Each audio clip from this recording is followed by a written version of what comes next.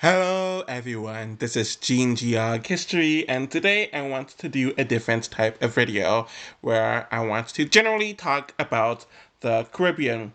So these are a set of islands, or in certain cases, a few countries on the coastal Caribbean that's on a continent that make up the Caribbean, essentially. So on average, these all of these countries were colonized at one point in time, and with the exception of one country, which is Suriname, all of them were conquered by one of the three European countries.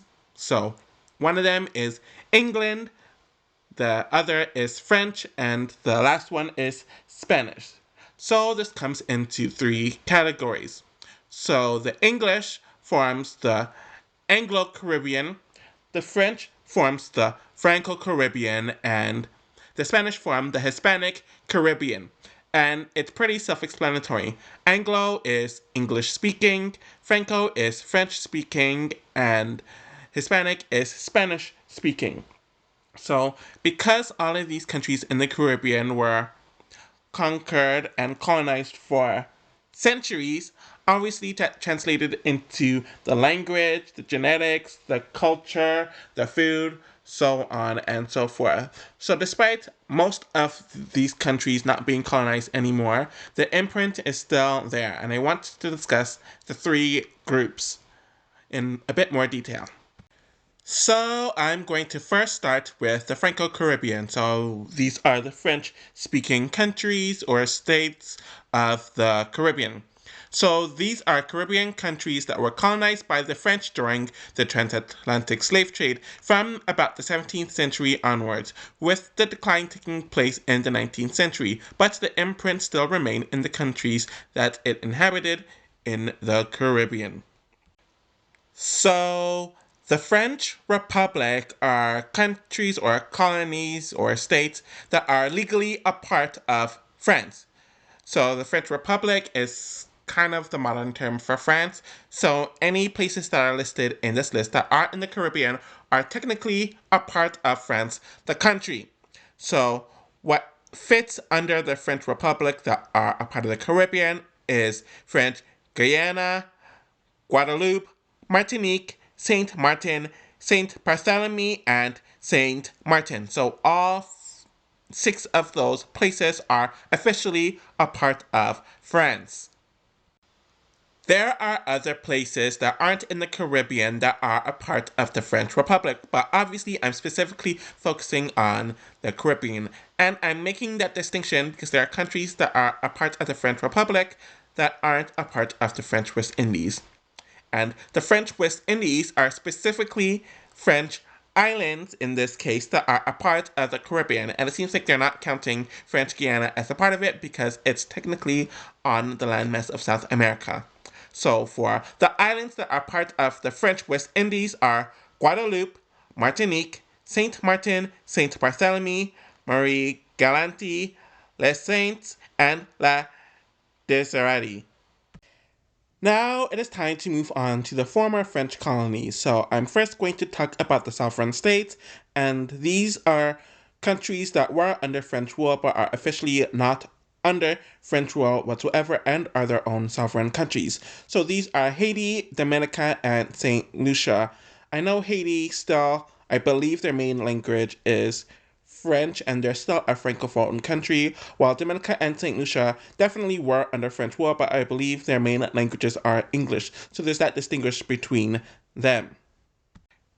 And now there is another group which is considered former French West Indian islands. So this includes the island of Haiti, Dominica, Grenada, St. Croix, St. Kitts, St. Lucia, St. Vincent and the Grenadines, and Martinique. Yet again, I'm assuming that most of these countries were under French rule at some point. Some of these countries were only under the French rule for a limited amount of time before they were taken over by the British, while others were a part of the French West Indies for a lot longer. So that's what this list consists of.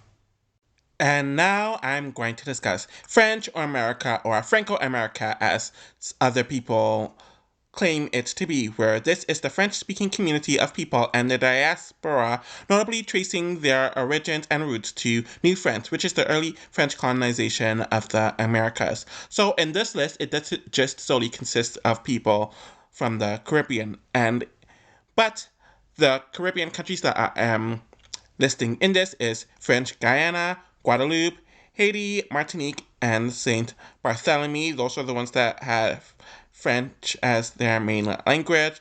Obviously, other non-Caribbean areas like Quebec is included, as well as some of the French islands as well. New Orleans was a part of this, but obviously the annexation kind of screwed things up, though a lot of them still kind of speak French. That situation is just very complicated overall. Now it is time to move on to the Anglo-Caribbean countries, islands, or states. So, the Anglo-Caribbean are Caribbean countries that were inhabited/colonized by the British, starting from the 17th century and continuing for the next few centuries, which declined around the 19th to early 20th century, though some are still official states of the United Kingdom. All of the countries/states that are in the Anglo-Caribbean are still a part of the Commonwealth.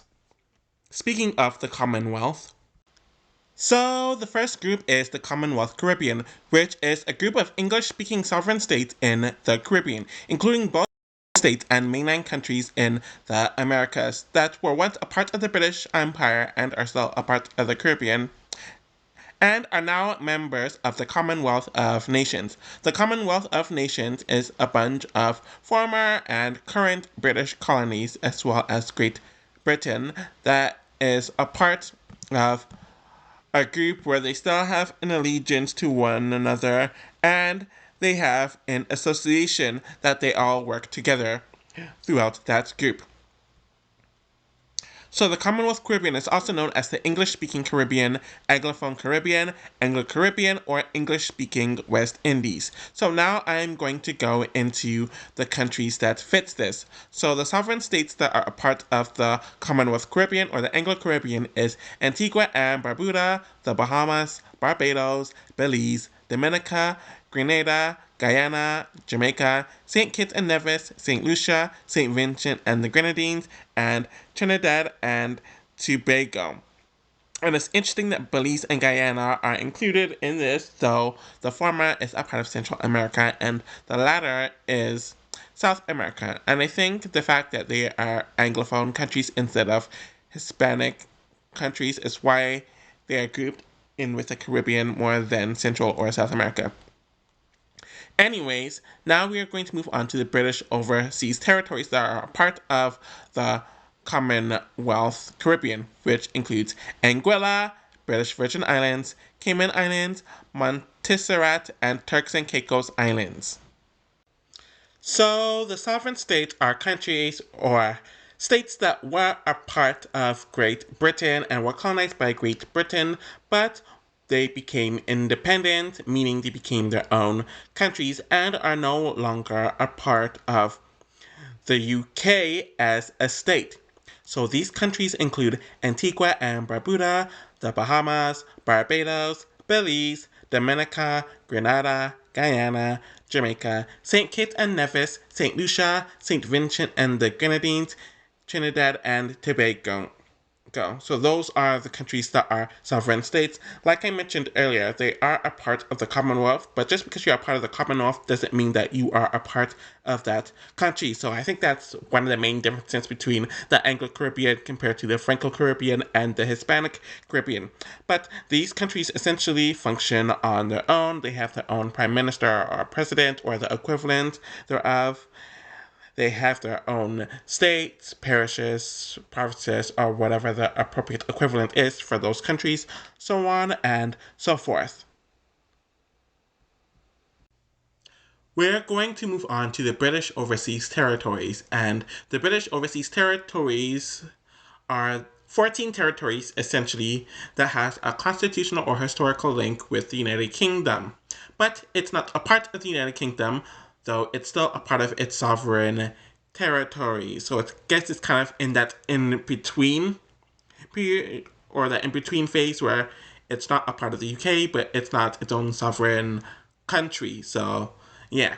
The British Overseas Territories involves territories all over the world, and it's not specifically referred to the Caribbean, but obviously this is specifically focusing on the Caribbean, and the British Overseas Territories that are in the Caribbean include Anguilla, British Virgin Islands, which that name should have just signified it anyways, the Cayman Islands, Montserrat, and Turks and Caicos Islands. So there's a lot of strong ties to the UK. Some of the political stuff, they have to go through them because it's not its own country. And I'm pretty sure there's a bunch of other legalities that I'm not the strongest on, but that kind of somewhat explains it. The final grouping of the Anglo-Caribbean that I am going to discuss here is the British Caribbean, or otherwise known as the British West Indies, which were the territories in the West Indies/Caribbean that was under British rule. But throughout history, or throughout the years since, they are not a part of British rule, or most of them aren't.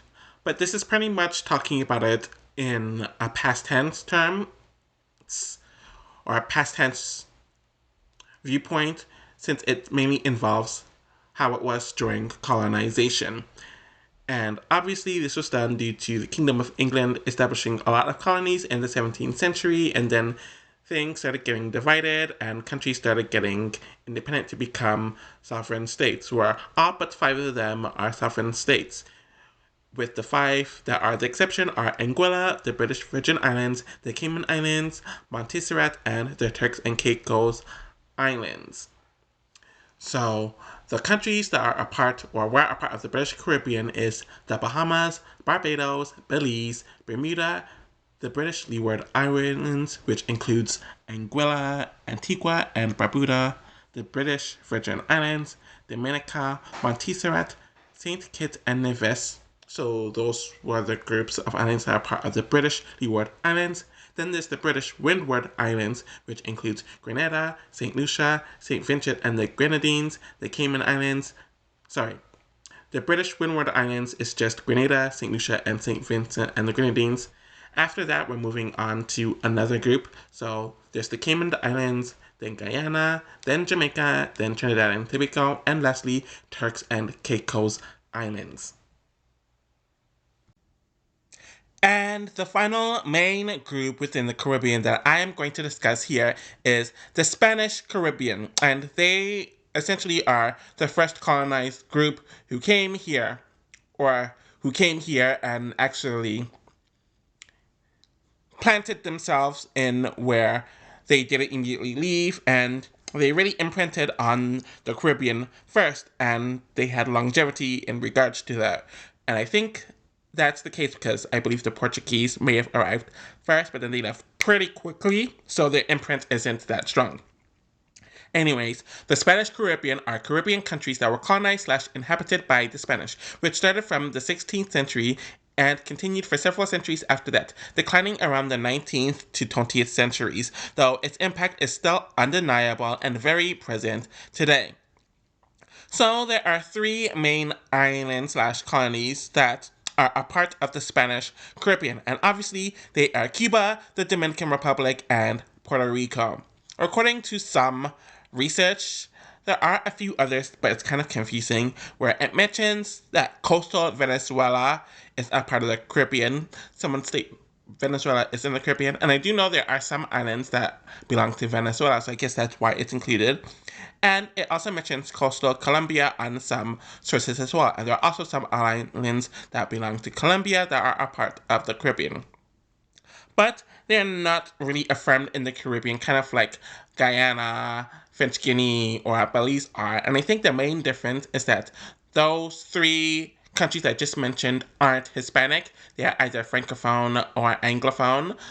And those are kind of just automatically associated with the Caribbean, where the Hispanic countries like Venezuela and Colombia that are a part of South America, they're more rooted in South America because there's this narrative and stronger identity when it comes to the Portuguese and the Spanish regarding South America. So I think that's why it's kind of distinguished in that way. Okay, so I briefly want to mention the Dutch Caribbean, which has the country of Suriname, which is the final country of the Guineas, and it has a few islands that includes Willemstad, Orangestad, and a few others that I really can't pronounce right now. I'm not focusing on them much in this video since I'm focusing on the Anglo, Franco, and Hispanic, but I felt like I had to mention the Dutch Caribbean very, very briefly. And obviously these were places that were colonized by the Dutch, and I think only Suriname is an independent country or region, so yeah. At this point, I kind of just want to discuss the main differences between the three groups outside of the language. So, the differences between the Anglo slash British, Franco slash French, and Hispanic slash Spanish. So, the one difference is that the English colonies and the French colonies were mainly producer colonies, where there was a small minority of white people in each of these colonies, and they were ruling over the overwhelmingly black slave majority in the Francophone and the Anglophone countries. So there really wasn't much intermingling between them because places like Haiti, Jamaica, Barbados, so on and so forth, were there to produce product, and mainly plants and sugars and all that type of jazz. The Spanish colonies were also producer colonies, but there's also a much larger settler presence in the Spanish Caribbean, also making it a settler colony. This also played into the miscegenation being different in the Spanish Caribbean compared to the French and English, the French and the British, where the latter did not reproduce or nowhere near as much as the Spanish, though there's definitely some eating grapes, if you know what I mean, compared to the former, which explains why there is more admixture in the Spanish Caribbean. When you look at the white populations and the black populations, they tend to have more admixture, and there's a much larger mixed presence in the Spanish Caribbean. And that's why their population is racially different on average compared to the Francophones and the Anglophones. And of course, there's a huge blanqueamiento element of the Spanish Caribbean that deserves a video all on its own. I also think that the size of the islands definitely make a huge difference. A lot of the French and English islands outside of Haiti and Jamaica are smaller than all the Spanish Caribbean islands, where all of the islands but the two I just mentioned are in the Lesser Antilles, which are smaller, more fragmented islands. And obviously that causes a difference in the population, since if you're residing in a smaller island, chances are you're going to have a smaller population than the islands with more space, hence them having bigger populations. And also how the lands were used slash populated as well for agriculture and population growth also definitely played a part as well.